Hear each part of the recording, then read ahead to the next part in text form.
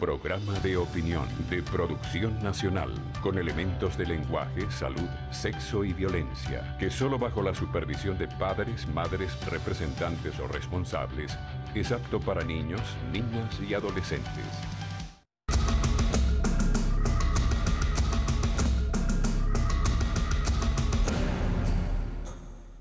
Muy buenos días, voy a conversar con Neymer Eben, buen amigo, politólogo, miembro del Movimiento por la Democracia y la Inclusión. ¿Cuánto incluido hay en ese movimiento tuyo en este momento? Tratamos de que sean más incluidos que los que existen hoy dentro de la Mesa de Unidad Democrática y del PSUV. Sí, pero hasta ahora no están contados, como dicen. No, por supuesto, estamos naciendo como organización. Tú eres un joven estudioso de la política. Después del 30, ¿qué pasó? Mira, después del 30 se verifican varias cosas. Se ratifica que tenemos un gobierno con la disposición de aplastar cualquier vestigio democrático como consecuencia de ese desarrollo de la Constitución del 99. Pero también se evidencia que tenemos una conducción política por parte de la Mesa de la Unidad Democrática que no representa toda la oposición y que ha demostrado también tener incapacidad, poca eficiencia para poder resolver los problemas y las demandas que está requiriendo la gente en la calle. Sobre esa circunstancia, es evidente que no hay posibilidad de enfrentar el totalitarismo establecido por la Asamblea Nacional Constituyente si no se entiende que un solo palo no hace montañas, que sectores individuales o pequeñas agrupaciones no van a poder solas con el enfrentamiento que hay que generar contra el aplastamiento que pretende desarrollar el gobierno de Maduro desde la Asamblea Nacional Constituyente. ¿Dónde tú ves las debilidades del liderazgo de opositor? Mira, las debilidades fundamentales del liderazgo se basan en el hecho de la ausencia de articulación y, por supuesto, un problema de egos. La necesidad del protagonismo excesivo por parte de distintos sectores y la poca probabilidad que tienen de diferenciar entre lo estratégico y lo táctico, por supuesto que es fatal.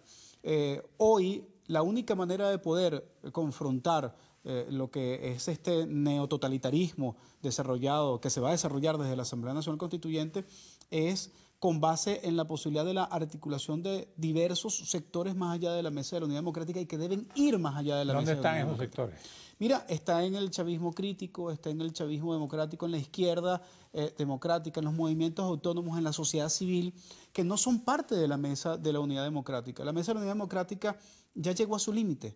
No es expresión realmente del descontento que existe en contra del gobierno de Maduro, pero pretende asumir la conducción política de algo que no puede conducir, y el desbordamiento más claro está en la calle, en las protestas incluso anarquizadas y caóticas que en este momento se desarrollan y que han perdido la posibilidad incluso de alguien o de un espacio que le establecía la agenda, pero que no podía incidir en su dirección. Ahora, ¿tú crees que las protestas y la disidencia se les fue de las manos al liderazgo?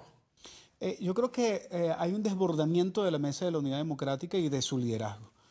Lamentablemente, el asumirse algunos líderes de la Mesa de la Unidad Democrática como protolibertadores en una batalla épica que no asumió la necesidad de comprender a la política como un espacio de acciones estratégicas, donde lo fundamental sobre el 30J, y aquí hago una autocrítica, incluso más allá de la Mesa de la Unidad Democrática, los otros sectores que también formamos parte de esa oposición, pero de izquierda, de no haber comprendido que el objetivo fundamental era evitar que se desarrollara esa Asamblea Nacional Constituyente, ahora nos obliga a reflexionar después de la elección consolidada para tratar de vernos hacia los lados y comprender que tácticamente debemos buscar generar acciones que puedan frenar el aplastamiento que se piensa desarrollar desde la Asamblea Nacional. ¿Cuáles son esas acciones? Mira, sin duda que la necesidad de la reactivación, de la movilización y de la protesta, pero con una protesta que tenga sentido y no que se convoque a paros que obstaculiza la posibilidad de que la gente pueda comer diariamente, aquellos que viven de su trabajo, y que también eviten el hecho de encerrar a la misma gente que ya está convencida en sus propios espacios para generar molestias y espantar la posibilidad del desarrollo de una protesta con conciencia, es uno de los principales objetivos. ¿Para ti fracasaron? Claro, porque ha generado repudio, claro. Ha generado rechazo por parte de un sector importante de la población. Difícilmente cambiarán su postura política, pero lo que sí genera es un rechazo a los métodos de protesta porque se agotaron, no tuvieron sentido y la canalización de la necesidad de ese ímpetu por parte de la ciudadanía tiene que estar desarrollada hacia una vocación de acción mucho más coordinada y con mucho más sentido, ¿no? ¿Cuándo se van a reunir esos sectores que pueden canalizar un mejor camino para la oposición? Bueno, lo primero es que haya conciencia de que los actores tienen que hacerlo. Una cosa es que yo lo proponga en este espacio, y así como lo he propuesto en diversos espacios, y lo otro es que cada uno de los que tenemos corresponsabilidad dentro de ese sector de la amplia oposición venezolana comprendamos que tenemos que constituir un frente antitotalitarista y que eso permita igualarnos en condiciones para poder desarrollar ese debate. No puede ser ya la Mesa de la Unidad Democrática ni sus dirigentes los que piensen que tienen Tenemos que ir a un receso, a que me digas concretamente el ABC de tus propuestas. Vamos a un receso, regresamos.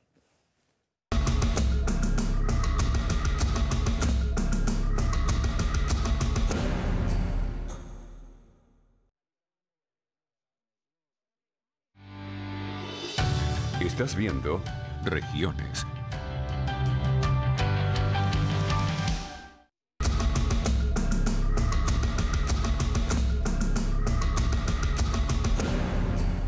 Bueno, el ABC de tus propuestas, y te voy a hacer otro comentario.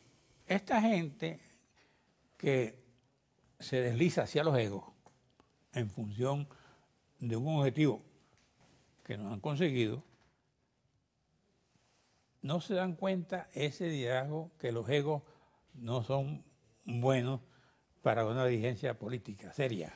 Cuando la dirigencia política pierde la capacidad de conectarse con las necesidades de la gente es cuando sucede este tipo de cosas.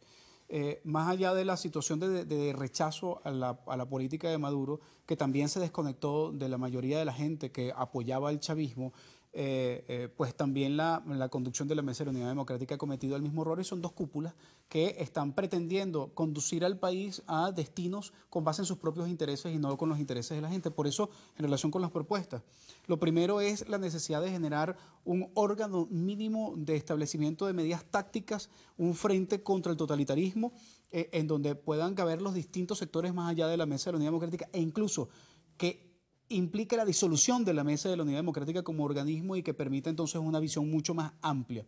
Y el segundo elemento es fundamental, que es la necesidad de que este organismo vaya con dos intencionalidades fundamentales. Primero, frenar y obstaculizar y tratar de revertir las decisiones que genere la Asamblea Nacional Constituyente y por otra parte, la búsqueda del restablecimiento del orden constitucional que implica el hecho de generar una propuesta mínima de plan de emergencia desde el punto de vista económico para revertir la grave crisis que está afectando al pueblo venezolano en la imposibilidad de tener salarios dignos, en la imposibilidad de acceder a los medicamentos, en la dificultad en relación con la comida, pero fundamentalmente que permita generar una reactivación de la economía venezolana que hoy está a todas luces dependiendo de aquellos que tienen la fortuna como élite, como cúpula, de acceder a los dólares preferenciales y sobre ello entonces beneficiarse de la renta petrolera, mientras que al pueblo lo único que se le deja es el bagazo. Ajá.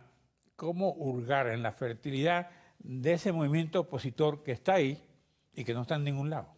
¿Cómo traerlo a movimientos como el tuyo, pues? Mira, ¿cómo incluirlo? En la conciencia necesaria de entender que hoy ningún movimiento por sí solo ni organización ha demostrado tener capacidad de superar el totalitarismo del presidente Maduro y que solamente articulándonos entre nosotros podríamos generar alguna verdadera incidencia y eso implica el hecho de que no haya una supremacía entre los actores porque al final en este momento no nos estamos contando electoralmente. Lo que estamos es jugándonos el destino del país en la necesidad de confrontar un proyecto que dejó de ser socialista o un proyecto que dejó de ser chavista y que al final solamente lo que busca es la preservación del poder y de satisfacer a sus clientes internacionales que son China, Rusia, las bolsas en Wall Street y por supuesto los intereses económicos de Cuba. Okay.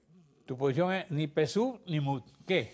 Mira, algo que represente a la mayoría del país, que tenga la capacidad de ser la vocería de la mayoría del país. Vamos a remitirnos a esta cifra para poner el punto sobre la I.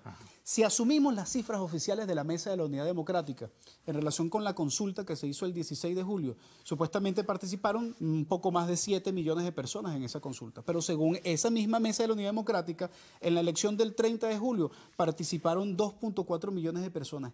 Y el más de 50% del padrón electoral, que según la misma MUD no participó en ninguno de los dos procesos, ¿en dónde está? Así que te pregunto. Bueno, ¿cómo hurgar para sacarlo de ahí? Está precisamente en la necesidad de que emerjan nuevos liderazgos que tengan planteamientos concretos para la resolución de la crisis. Eso no se decreta. Nosotros estamos trabajando desde MDI y diversas otras organizaciones están trabajando para poder canalizar y poder ser expresión de ese sector. Pero ese sector hoy no tiene una representación única. Por lo tanto, la necesidad de articular esos sectores y además también confrontar, tener objetivos claros y proponerle a la gente cómo salir de la crisis es el elemento fundamental para poder convencer a la gente. No puede ser Maduro, vete ya. Como antes era Chávez, vete ya, vamos a salir de este desgobierno para poder implementar una serie de políticas que permitan por lo menos estabilizar la economía y poder confrontar políticamente después las políticas que nos difieren entre los diversos organismos y diversas organizaciones que existen en todo ese espectro que está más allá del interés del gobierno hoy. ¿Qué pasó en la multa, además de los egoísmos? ¿Es un movimiento que nunca llegó a calar o qué? El problema es que cuando tú no cambias los esquemas de planteamiento y de abordaje y de diagnóstico de los problemas, muy probablemente jamás vas a cambiar los resultados. Antes era la Coordinadora Democrática, hoy es la Mesa de la Unidad Democrática. Son 18 años que han fracasado políticamente con apenas 2 eventos electorales que lo han favorecido. Ajá, claro. Pero al final... ¿Qué pasó entonces en las elecciones de la Asamblea? Bueno, que no sacaron aquel montón de no entendieron que la mayoría de la gente votó en contra de Maduro y no a favor de una política. Entonces ellos tuvieron una gran oportunidad de canalizar esa política, pero al final lo que hicieron fue seguir obstinadamente manejando los intereses de los individuos y de los sectores y no de la gente, que es lo fundamental. Gracias. Evan, gracias a ustedes, amigos televidentes. Nos veremos aquí mañana a esta misma hora.